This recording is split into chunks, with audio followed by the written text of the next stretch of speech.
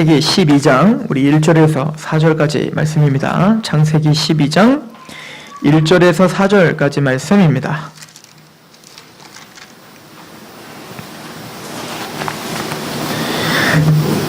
창세기 12장 1절에서 4절 우리 한 목소리로 같이 봉독하도록 하겠습니다. 시작. 여호와께서 아브라함에게 이르시되 너는 너희 고향과 친척과 아비의 집을 떠나 내가 내게 보여줄 땅으로 가라. 내가 너로 큰 민족을 이루고 내게 복을 주어 내 이름을 창대하게 하리니 너는 복이 될지라. 너를 축복하는 자에게는 내가 복을 내리고 너를 저주하는 자에게는 내가 저주하리니 땅의 모든 족속이 너로 말미암아 복을 얻을 것이라 하신지라. 이에 아브라함이 여호와의 말씀을 따라갔고 롯도 그와 함께 갔으며 아브라함이 하란을 떠날 때 75세였더라. 아멘. 이제 우리는 아브라함 이야기로 접어들었습니다. 우리가 잘 알고 저도 아브라함에 대한 설교를 자주 했기 때문에 이미 여러분들이 그 내용들을 잘 알고 계실 거라 믿습니다.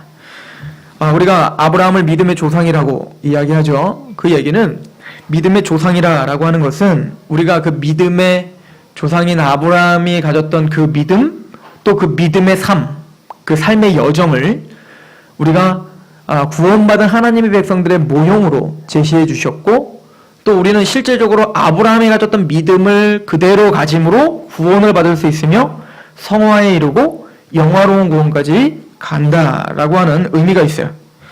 누가복음 13장 28절에 너희가 아브라함과 이삭과 야곱과 모든 선지자는 하나님 나라에 있고 오직 너희는 밖에 쫓겨난 것을 볼 때 거기서 슬피 울며 이를 갈리라 라고 말하는데, 아브라함과 이삭과 야곱과 모든 선지자는 하나님 나라에 있다. 즉, 이 아브라함, 이삭, 야곱, 이 족장들이죠. 이 이스라엘의 시작점에 있는 이 족장들은 하늘나라에 있는 자들의 대표로 우리에게 소개가 되고 있는 거예요.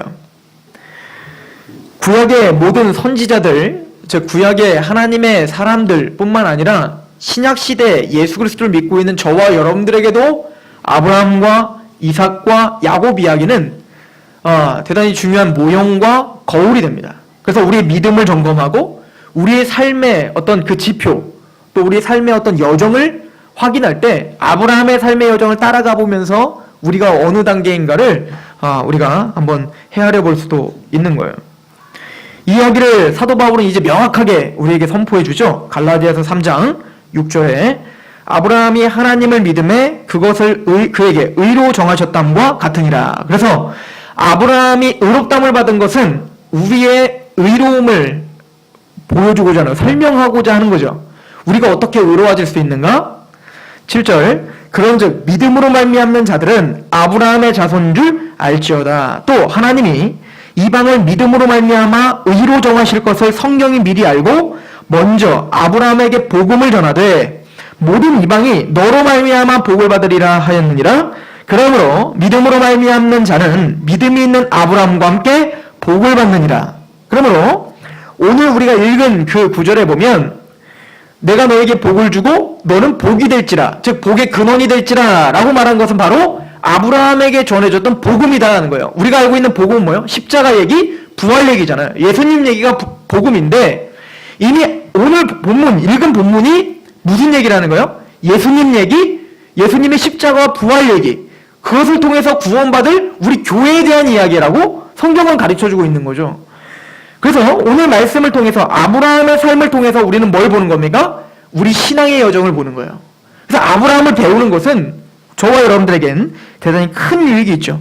사도 바울은 갈라디아서뿐만 아니라 로마서에도 이 아브라함을 대단히 강조하며 믿음으로 말미암아 우리가 의롭다함을 받는 것, 우리의 행함이나 우리의 노력이나 우리의 열심, 어떤 체험으로 구원받는 게 아니고 어떤 하나님의 믿음으로, 그 약속의 말씀, 하나님의 약속의 말씀을 믿음으로 의롭다함을 받는다라고 하는 아주 정확한 모형이 바로 아브라함이다라고 이야기하고 있죠. 로마서 4장 18절 아브라함이 바랄 수 없는 중에 바라고 믿었으니 이는 내 후손이 이 같으리라 하신 말씀대로 많은 민족의 조상이 되게 하려 함이라. 그러니까 아브라함이 의롭다함을 받았던 이유는 뭐예요? 하나님의 약속을 믿음으로 의롭다함을 받았다는 거죠. 그래서 우리가 신앙생활을 하면서도 야 나는 최선을 다합니다. 하늘은 스스로 돕는 자를 돕는다고 정말 열심을 다하고 저한수 떠놓고 막 비는 것처럼 열심만 낸다고 우리 구원받는 게 아니라 아브라함처럼 반드시 뭘 알아야 되는 거예요? 바랄 수 없는 중에 주어주신 어떤 약속을 믿는 거예요. 예를 들어서 저와 여러분들이 딱 아브라함과 같은 지경이에요. 우리는 바랄 수 없어요. 뭐를 구원을. 왜? 우린 자격이 안 되니까. 오늘도 죄를 짓고 오늘도 넘어지고 오늘도 연약한데 자격이 안 되고 바랄 수 없는 난데 하나님은 우리에게 뭐라 하는 거예요? 약속을 주신 거예요. 내가 너를 의롭다 하마. 예수 그리스도의 십자가 내 아들의 그 보혈로 너는 이미 모든 죄를 간과해 줬고 모든 죄를 정결케 했으며 예수님이 일어났던 그 하나님의 의가 바로 네 것이 됐단다라고 바랄 수 없는 중에 주신 그 약속. 그 약속을 아브라함처럼 믿었을 때 아브라함이 창세기 15장에 의롭다움을 받은 것처럼 저와 여러분들도 의롭다움, 동일한 의로움을 받을 수 있다라고 하는 기가 막힌 복음, 기쁜 소식을 우리에게 전해주고 있는 거죠.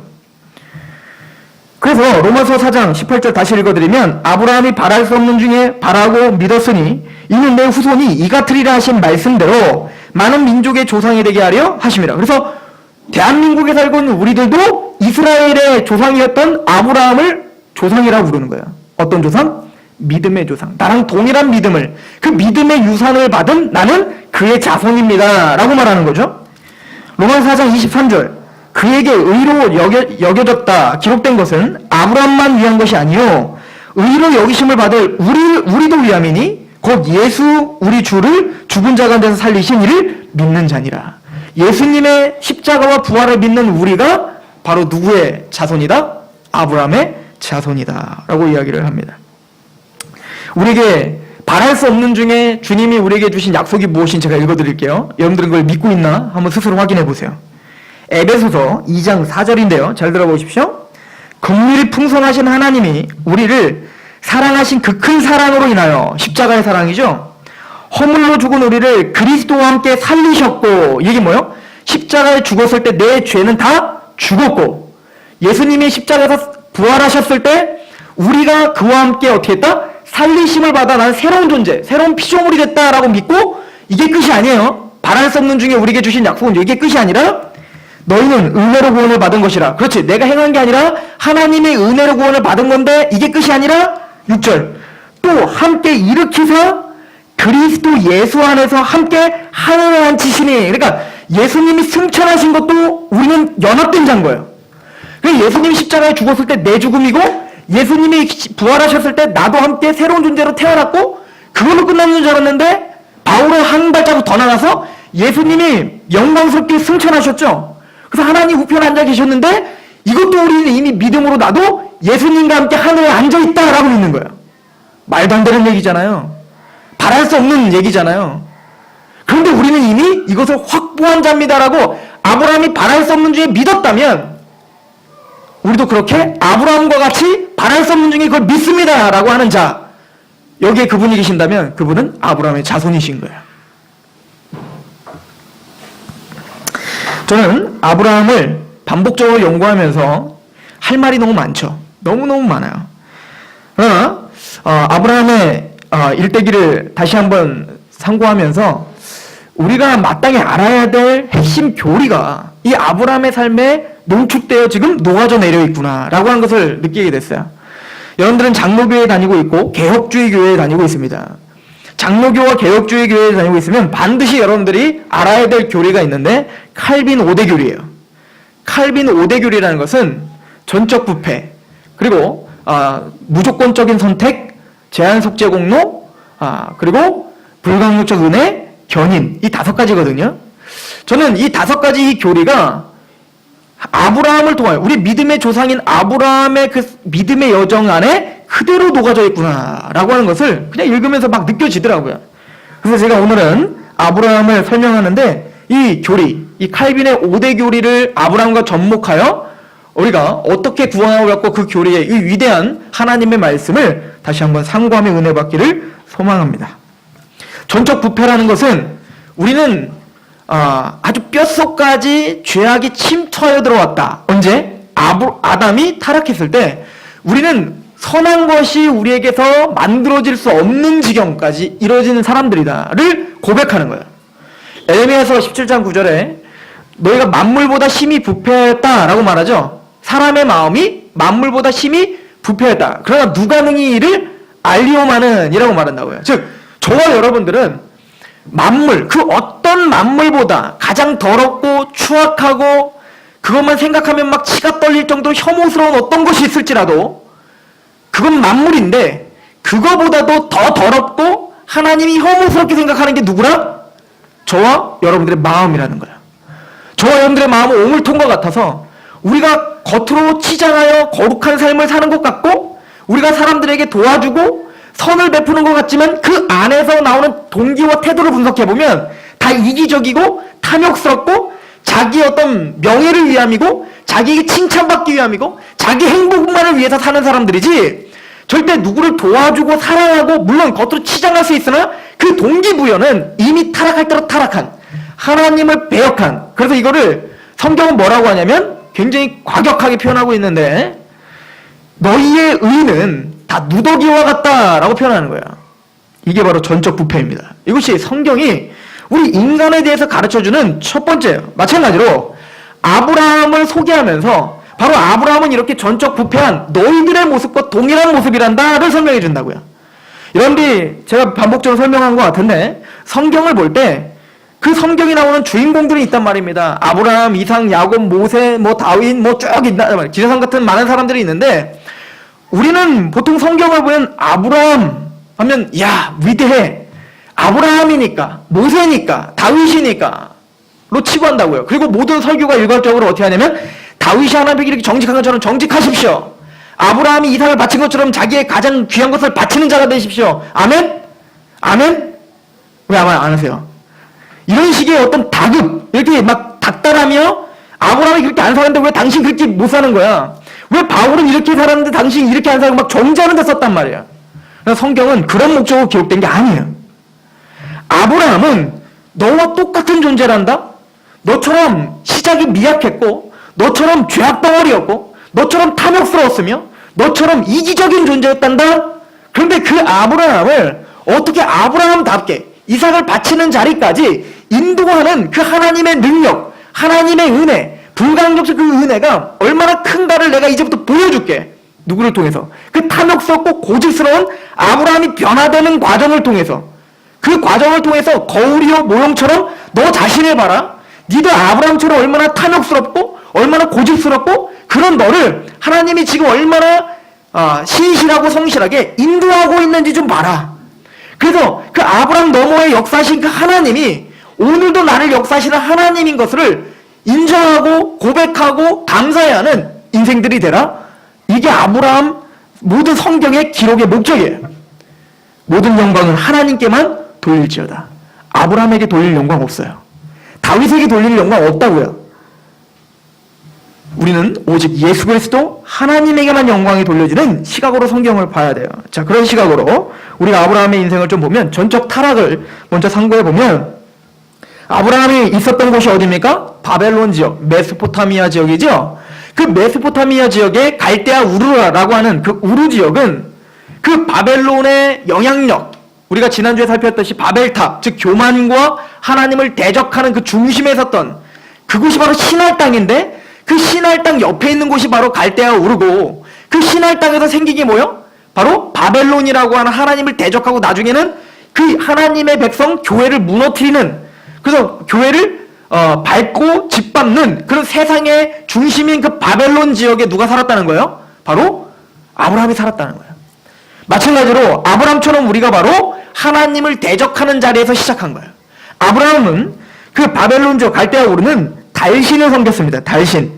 당시 그 갈대아 우르는 최고로 발전된 도시 문명, 찬란한 문명이었죠. 오늘날로 말하는 라스베가스나 어떤 뉴욕과 같은 또 우리 서울, 강남 이런 것 같이 굉장히 발달하고 모든 사람들이 살고 싶어하는 곳이었어요. 안락했고. 그래서 제가 갖고 있는 영상 중에 이제 그 다큐멘터리 영상 중에 갈대아 우르에 대한 영상이 있는데 짧은 영상인데 그 영상을 제가 보니까 고대로 가서 아브라함 시대 정도 되는 그 시대의 그 갈대아 우르의 그 시대상을 보니까 그 당시 맥주를 최초에 만든 민족이 갈대아 우르예요. 그러니까 이제는 먹을 것이 풍부하니까 뭘 만들까요? 유흥을 즐기는 것이 발달했고, 맥주를 처음 만들어서 빨대로 딱 꽂아갖고요, 같이 앉아서 먹는 거. 이게 아주 중요한 거고, 수세식 변소가, 저희 진천집에 아직도 푸세식인데, 이미 몇천 년 전에 갈대아 우르는 아브라함 시대에는 뭐예요? 이미 수세식 화장실이 있었어요. 그리고 이미 벽돌로 탄탄하게 지었던 2층, 3층 집이 건재해 있던 곳이 바로 이런 바벨론 지역이었습니다. 대단히 발전을 했죠.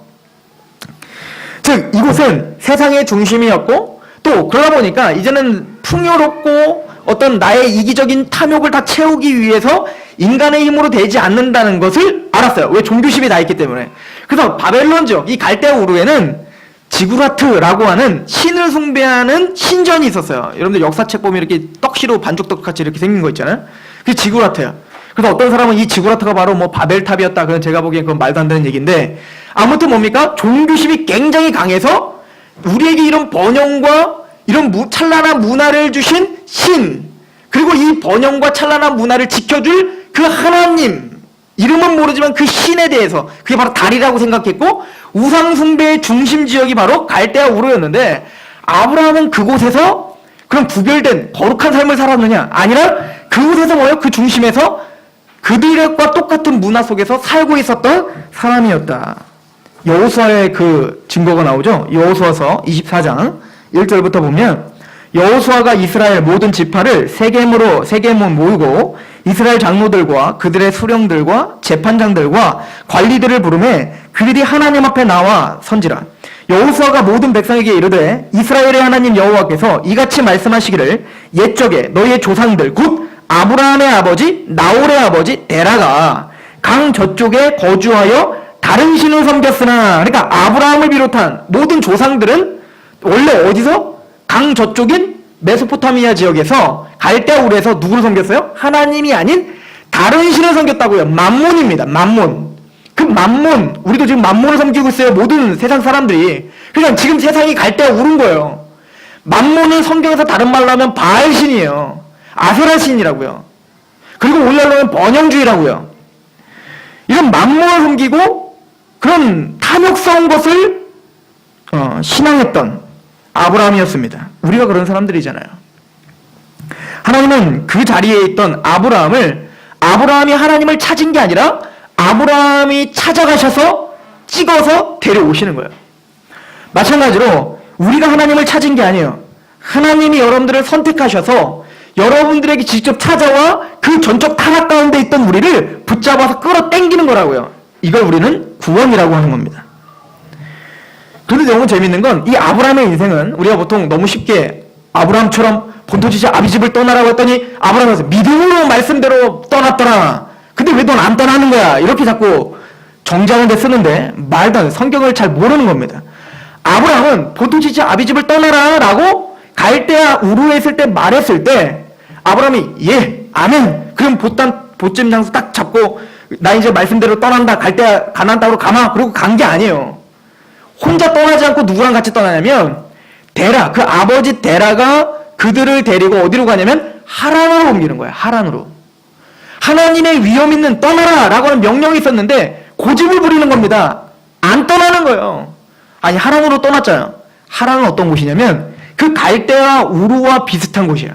거기서 똑같은 달신을 섬기는 곳이고, 이 하란은 더 화려한 곳이에요. 왜냐면 여러분들이 나중에 성경 지도를 보시면 아시겠지만 이 하란은 모든 그 나라들의 중심 지역에 있다고요. 교차로예요. 그러다 보니까 이곳은 무역의 중심지예요. 항상 예로부터 무역의 중심지는 뭐가 발달해요? 상업이 발달하고, 상업이 발달하면 뭐예요? 부유하고, 부유하면 먹을 것과 풍족하고, 또 종교가 발달하게 돼 있단 말입니다. 그러니까 이 갈대아 우르와 비슷한 지역으로 떠난 거죠. 그러니까 뭐야? 하나님의 말씀을 듣고 순종한 게 아니라 그것을 뭐예요? 이용하여 나 떠났습니다 라고 하는 것은 또 이제 챙기고, 또 내가 지금 누리고 있는 이 세상적인 것도 챙기고, 이게 바로 하나님 거예요.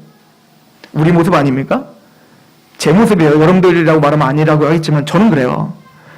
하나님의 말씀을 따르자니 왠지 다 버리려고 하고, 그래서 내 것을 챙기자니 왠지 하나님 앞에 뒤통수가 가렵고, 그래서 막 이러지도 못하고 저러지도 못하는, 그게 우리의 모습 아닙니까? 아브라함이 바로 그런 모습이었어요. 게다가 이 주도권도 아브라함에게 있었던 게 아니라 누구에게 있었냐면 바로 아버지 데라에게 있었단 말입니다. 그러니까 아브라함은 처음부터 막 믿음의 사람, 막 능력의 사람, 막 믿음으로 막 투철하여 아비집도 떠나고 막 아니에요. 아브라함은 나약했습니다. 연약했습니다. 세상에 안주하고 싶어 했던 사람입니다. 게다가 누구를 의지하며 살았습니까? 그 아버지 데라를 의지한 거예요. 하나님은 그렇게 고집불통인 그 아브라함에게 또 찾아가시는 거예요. 사도행전 7장에 스데반이 그 아브라함에 대해서 이야기하는 장면을 잘 들어보세요. 사도행전 7장 2절. 우리가 생각했던 아브라함이 아니라니까요. 스데반이 이르되 여러분 부형들이여 들으소서. 우리 조상 아브라함이 하란에 있기 전에 하란으로 가기 전에 메소포타미아에 갈대아 오릅니다. 그 메소포타미아에 있을 때에 영광의 하나님이 그에게 보여 이르시되 내 고향과 친척을 떠나 내가 내게 보일 땅으로 가라 하시니. 그랬더니 아브라함이 떠나긴 떠났는데 지금 말했더니 고집불통으로 어디까지 갔다? 하란으로 간 거예요. 그죠? 세상을 포기하기가 싫어서. 그럴 때 4절에 아브라함이 갈대아 사람의 땅을 떠나 하란에 거하다가 언제 떠나죠? 그 하란을? 그의 아버지가 죽음에 뭐요? 자기가 의지할 수 있는 사람이 죽었을 때 떠나는 거예요. 세상적으로 내가 뭔가 잡을 수 있는 뭔가가 있으면 절대 하나님께 순종 못하는 거예요. 왜? 그것이 나를 살려줄 것 같거든요. 그 아버지가 나를 보호해줄 것 같거든요. 그러니까 아버지를 의지했던 거예요. 하나님을 의지한 게 아닙니다. 그런데 하나님은 누구를 죽게 하는 겁니까? 데라를 죽게 하는 겁니다. 그때 다시 나타나 하나님은 아브라함에게 말합니다. 본토 친척 아비집을 떠나라. 그래서 오늘 본문은 그 하나님에 안주하고 있는 아브라함에게 나타나셔 두 번째 하신 말씀인 거예요. 너는 본토 친척 아비집을 떠나라. 잘 보세요. 사도행전 7장 4절에 하란에 거하다가 아브라함이 갈대아 사람의 땅을 떠나 하란에 거하다가 그의 아버지가 죽음에 하나님이 그를 거기서 너희 지금 사는 땅으로 옮기셨느니라. 누가 옮기셨다고요? 아브라함이 자발적으로 옮긴 게 아니라 하나님이 강권적으로 그를 옮기신 거예요. 제가 봐도 저와 여러분들 모두가 다 세상에 안주하고 있던 자를 찍어서 여기 옮기신 건 여러분들의 자발적인 노력이 아니에요. 하나님의 은혜입니다. 하나님이 여러분들을, 그 전적 부패한 여러분들을 선택하신 거예요. 이게 무조건적 선택이에요. 무슨 얘기죠? 아브라함은 하나님이 선택할 이유가 전혀 없습니다. 아브라함과 우리가 다른 점이 전혀 없어요. 그런데 아브라함을 왜 믿음의 조상으로 세우셨죠? 하나님의 사랑이에요. 하나님의 은혜인 겁니다. 하나님이 우리의 본보기를 보여주는 것 뿐이에요. 아브라함이 잘난 거 아니라니까요. 아브라함이 뭐 대단한 거 아니에요. 그냥 우리의 모형이라니까요. 우리가 바로 그런 자리에 있던 우리를 하나님이 찍어서 우리를 하나님을 떠나게 하시는 그 하나님의 은혜와 능력을 우리에게 설명해 주는 거예요. 네가 그렇단다. 그 세상에 안주하고 있는 너희를 찍어서 너를 불러서 무조건적으로 선택하여 지금 나를 찬양하는 이 자리로 오게 한 거, 이게 바로 나의 은혜란다. 이거를 설명하고 있는 것입니다. 하나님이 왜 아브라함을 그러면 이 가나안 땅으로 불러들인 겁니까? 왜 저와 여러분들을 약속의 땅, 새하늘과 새 땅을 바라보면서 왜 우리가 하나님의 나라로 이렇게 입성한 것입니까? 그 목적은 출애굽기 19장 6절에 너희가 내게 대하여 제사장 나라가 되며 거룩한 백성이 되리라. 너는 이 말을 이스라엘 자손에게 전할지로다. 제사장 나라로 만들기 위함이에요. 내가 너를 제사장으로 만들게. 제사장은 두 가지 역할을 합니다. 바로 하나님 앞에 예배를 봉사하는 자죠. 즉 하나님, 영광스러운 창조하신 하나님을 이제 알아보고 그 하나님께 예배하는 자리로 불러들인 거예요. 그게 얼마나 복된지는 세상 끝나봐야 알겠지만, 그래서 우리가 제사장이 된 것처럼 왕같은 제사장으로 부름을 받아 이제 하나님의 영광스러움, 그 은혜를 찬양하는 제사장으로 삼아주셨고, 두 번째는 제사장의 의미는 하나님과 그 죄인들, 하나님과 이 타락한 이 세상에 즉 하나님과 이 죄인들을 화목하게 하는 도구가 뭐예요? 제사장이죠. 제사장이 제사를 드려서 화목하게 하잖아요. 마찬가지로 하나님은 아브라함을 통하여서 즉 첫 번째는 복을 주신 겁니다. 하나님을 알게 하는 복, 우리가 심령이 가난한 자는 복이 있나니 우리 산상수훈 배웠잖아요. 팔복, 그 복을 깨닫게 하는 거죠. 세상에 이 바벨론에서 갈대아 우르에서 하나에서 누렸던 그 기름진 어떤 세상적인 욕심과 탐욕이 채워지는 게 진짜 복이 아니라 하나님을 알고 하나님께 경배하고 하나님께 순복하는 것이 얼마나 큰 복인지를 깨닫는 것. 이게 아브라함을 부른 첫 번째 목적이에요. 그리고 그 삶을 통하여 이제는 세상 사람들이 이제 깨달아가기 시작하는 거예요. 아, 이게 진짜 복이네. 나는 이 헛된 것을 쫓았는데 아브라함이 하나님의 은혜를 찬양하는 게 이게 진짜 복이었네를 아브라함을 통해서 깨닫게 하는 역할, 이게 제사장의 역할인 거예요. 고로 이것은 바로 우리를 무조건적으로 선택하신 목적인 거죠. 시편 67편은 그 제사장의 노래, 즉 제사장 나라 이스라엘 백성들이 이런 존재입니다를 고백하는 노래인데 잘 들어보십시오. 시편 67편 1절부터 7절입니다. 하나님은 우리에게 은혜를 베푸사 복을 주시고 그의 얼굴빛을 우리에게 비추사. 아, 이게 복입니다. 하나님을 알게 하신 거, 나에게 구원을 주신 거, 하나님이 천지를 창조하신 것을 인정하고 그 왕 앞에 무릎 꿇게 하신 거, 이게 얼마나 다행인지 모릅니다. 하마터면 우리는 하나님을 대적하며 하나님을 만날 뻔했습니다. 복이죠. 주의 도를 땅 위에, 주의 구원을 모든 나라에 알리소서. 맞습니다. 당신의 나라가 이 영광스러움을 나를 통하여 알려줘야 됩니다. 이게 제사장의 역할인 거예요. 3절 하나님이여 민족들이 주를 찬송하게 하시며 모든 민족들이 주를 찬송하게 하소서. 이게 우리의 갈망이에요. 제사장 나라의 갈망이라고요. 나를 통하여 하나님의 왕됨, 복음의 영화로움이 선포되게 하시고 그들이 나처럼 갈대아 울에서 있던 자들이 이제는 그 집을 떠나 하나님의 약속의 땅, 하나님을 숭배하는 땅으로 돌아오게 나를 사용해 주세요. 이게 제사장의 노래인 거예요. 4절 온 백성은 기쁘고 즐겁게 노래할지니 주는 민족들을 공평히 심판하시며 땅의 나라들을 다스릴 것입니다. 예, 하나님의 통치가 나를 통해서 임하실 겁니다.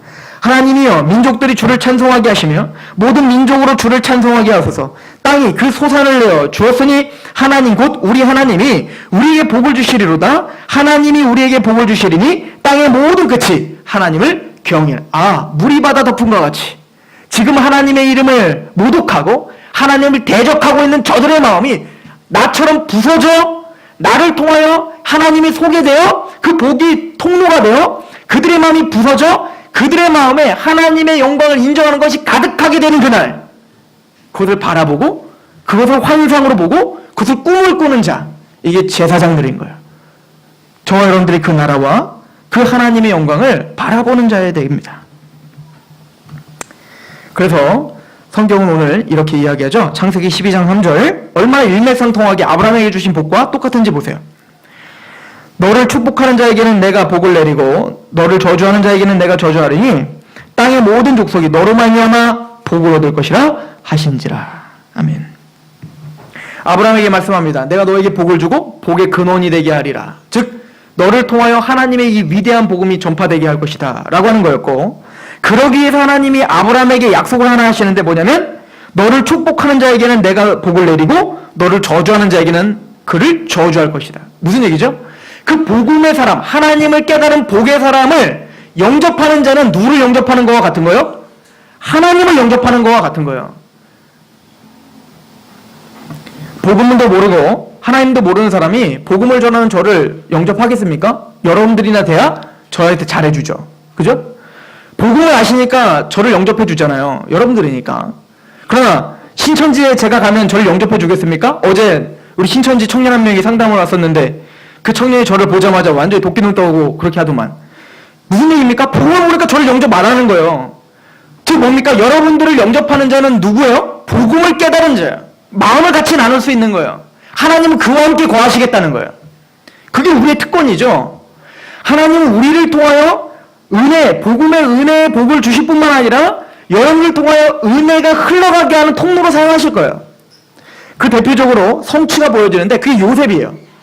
요셉이 어느 순간에 가든 어느 상황이든 이 약속이 변함없이 유유히 흘러가고 있음을 보여주고 있죠. 그래서 요셉은 상황은 세상적인 복이 아니죠. 노예로 팔려갔으니까요. 근데 그 노예로 팔려갔지만 아브라함에게 주신 이 복이 얼마나 성실하게 요셉에게 이루어지고 있는가 보십시오. 창세기 39장 3절부터 보시면 그 주인이 여호와께서 그와 함께 하심을 보며 또 여호와께서 그의 범사에 형통하게 하심을 보았더라. 요셉이 그 주인에게 은혜를 입어 섬김에 그가 요셉을 가정 총무로 삼고 자기의 소유를 다 그 손에 위탁하니 그가 요셉에게 자기 집과 그의 모든 소유물을 주관하게 한 때부터 여호와께서 요셉을 위하여 여호와께서 누구를 위하여? 요셉을 위하여 그 애굽 사람의 집에 복을 내리시더라. 요셉을 통하여 요셉을 위해서 주셔요. 그 애굽 사람, 어떻게 보면 갈대 우루, 즉 바벨론 지역, 세상, 그 세상 중심에서 여전히 탐욕스럽게 살고 있는 그들의 집에 누구의 복이 임합니까? 하나님의 복이 임해요. 누구를 통해서? 요셉을 위하여 요셉 때문에. 마찬가지로 우리는 지금 이 세상을 밟고 살고 있단 말입니다. 바벨탑을 쌓고 있는 세상에 그 중심에 살고 있어요. 하나님 우리를 왜 거기서 선택하여 무조건적으로 선택하여 은혜로 여러분들을 구원해 주셨습니까? 제사장으로 삼으려고요. 그럼 제사장이 뭐 하는 겁니까? 우리를 통하여 하나님의 복이 흘러가는 거예요. 어려울 수 있죠. 예, 요셉처럼 노예로 팔려갈 수 있어요. 예, 요셉처럼 감옥에 갈 수 있어요. 그러나 그게 어떤 상황이든 나를 통하여 복음이 흘러가는 것은 여지없이 이루어지는 거예요. 그 복의 근원, 그 복의 통로, 그게 바로 저와 여러분들입니다. 이 일을 위하여 하나님 우리에게 약속하셨다고 했죠. 너를 축복하면 그를 축복하고 너를 저주하면 그를 저주하마. 철저히 너희 편이 되어주마. 이것은 아브라함에게 주신 약속뿐만 아니라 제자들과 오늘 저와 여러분에게 주신 약속입니다. 마태복음 10장 40절, 너희를 영접하는 자는 나를 영접하는 것이요 나를 영접하는 자는 나를 보내신 이를 영접하는 것이니라. 그러므로 복음의 사람을 영접하고 복음을 받아들이고 같이 교제하고 그걸 받아들인다면 이제는 거기 누가 임한 거예요? 그 집에 예수 그리스도가 임한 거고 하나님이 임한 거예요. 그러므로 우리는 뭡니까? 그 주님이 그 세상에 침투하여 박살내고 그 세상을 무너뜨리는, 바벨탑을 무너뜨리는 문지기 역할을 하는 겁니다. 왜? 여러분들이 찾아가 문을 두드리고 복음을 전하고 그 하나님의 복과 하나님의 신령한 복이 무엇인지를 말씀할 때 하나님은 그 말을 통하여 뭡니까? 예수 그리스도와 하나님이 그 집에 임하시겠다는 거예요. 표정들이 밝으셔야 됩니다. 왜냐하면 흥분되는 얘기이기 때문에 그래요. 여러분들 보통 사람이 아니란 얘기인 거예요. 하나님은 이 약속은 오늘도 여지없이 성취되고 있다라고 이야기를 합니다. 하나님은 이런 자리까지 하기 위하여 불가항력적 은혜로 인도하십니다. 여러분들의 표정이 어두운 이유는 간단합니다. 내 삶과는 전혀 상관없어 보이기 때문에 그렇습니다. 중요한 건 아브라함도 그랬다는 것을 명심하십시오. 아브라함도 그 믿음을 갖고 약속을 의지하여 힘있게 살아가는 것과는 거리가 멀었던 사람입니다. 여러분들이 알고 있듯이 이런 엄청난 은혜를 받고 복을 받았지만 가뭄이 들어서 자꾸 남쪽으로 옮겨가죠. 그죠? 점점 이상해져요. 하나님이 분명히 나를 통해서 이렇게 놀랍고 역동적으로 역사하신다고 했는데 점점 뭔가 가뭄이 들어서 점점 남쪽으로 옮겨가는 거예요. 이상해. 기류가 이상해. 그리고 마침내는 그 약속의 땅에서 벗어나 어디까지 가요? 애국까지 밀려가는 거예요. 우리가 지금 세상에 자꾸 지고 있는 것처럼. 그런데 하나님은 그 삶 속에서 누구의 편을 들어주시더라? 아브라함의 편을 들어주시라는 거예요. 거기서 아니 자기 아내도 팔아먹고 자기 약속의 성취인 하나님의 약속의 통로인 그 사라를 팔아먹었다는 건 우리 구속사적으로는 대단히 큰 범죄거든요. 그런데 그런 아브라함을 뭡니까? 바로의 손에서 구원하시고 편을 들어주시고 위로하시는 겁니다. 그리고는 나중에 똑같은 죄를 또 범하고 하나님이 약속했던 비웃고 이게 아브라함이죠. 끝까지 하나님 앞에 계속 범죄함을 범하고 약속을 어겼던. 그런데 하나님은 마침내 어디까지 인도하시는 거예요? 이삭을 바치는 자리까지 인도하시는 거예요. 이게 불강력적 은혜예요. 하나님이 그 목적을 위해서 역사하시면 그 고집불통인 아브라함도 박살이 나더라. 그래서 마침내는 하나님이 요구하시는 그 자리까지 갈 수밖에 없게 되더라. 이게 불강력적 은혜요. 그 은혜 때문에 우리는 견인을 믿는 거예요. 착한 일을 시작하신 이가 예수 그리스도의 날까지 우리를 완성하시는 교리를 우리는 믿는 겁니다. 아브라함에게 약속하죠. 창세기 22장 16절 이르시되 여호와께서 이르시기를 내가 나를 가리켜 맹세하노니 내가 나를 가리켜 맹세하노니 하나님이 스스로를 두고 맹세하세요. 뭐라고? 내가 이같이 행하여 내 아들 내 독자도 아끼지 아니하였은즉 내가 내게 큰 복을 주고 내 씨가 크게 번성하여 하늘의 별과 같고 바닷가의 모래와 같게 하리니 내 씨가 그 대적의 성문을 차지하리라. 또 내 씨로 말미암아 천하 만민이 복을 받으리니 이는 내가 나의 말을 준행하였습니다 하셨다 하니라. 와, 뭐라고 표현합니까? 너는 내 말을 다 준행하는 자구나 라고 표현한다고요. 하나님이 이 자리로 여러분들을 만드실 거예요. 그래, 사랑하는 종아, 네가 내 말을 다 준행하였구나. 여전히 표정이 어두우신 것은 내 소리가 아니기 때문에 그렇죠. 근데 아브라함이 바로 그 여러분과 같은 자리에서 지금 이 칭함을 받는 자리로 갔단 말이에요. 누구의 힘으로? 불가항력적 은혜로. 그 은혜 가운데 사시는 거예요. 괴로워 마십시오. 물론 그 죄로 애통하지만 그걸로 낙심하지 마십시오. 하나님의 은혜, 하나님의 강함, 하나님의 능력을 체험할 순간입니다. 일주일도 그 은혜 가운데 복의 근원으로서 승리하시게 되실 것입니다. 기도하겠습니다. 하나님, 아브라함을 통하여 그 고집스러운 아브라함도 막을 수 없었던 하나님의 은혜를 발견합니다. 그 은혜가 우리의 마음을 쥐어짜고 있습니다. 그 크신 능력과 주권과 그 뜻이 우리의 인생을 붙잡고 있습니다. 그래서 우리가 두려움이 없습니다. 한 치 앞도 모르는 이 연약한 지식을 갖고도 우리가 주님을 의지하며 노예로 팔리고 또 하나님 감옥에 갇히는 요셉일지라도 마침내는 하나님의 뜻을 이루시고야만은 그 하나님의 불가항력적 은혜를 바라보며 우리가 오늘도 하나님 앞에 기뻐할 수밖에 없습니다.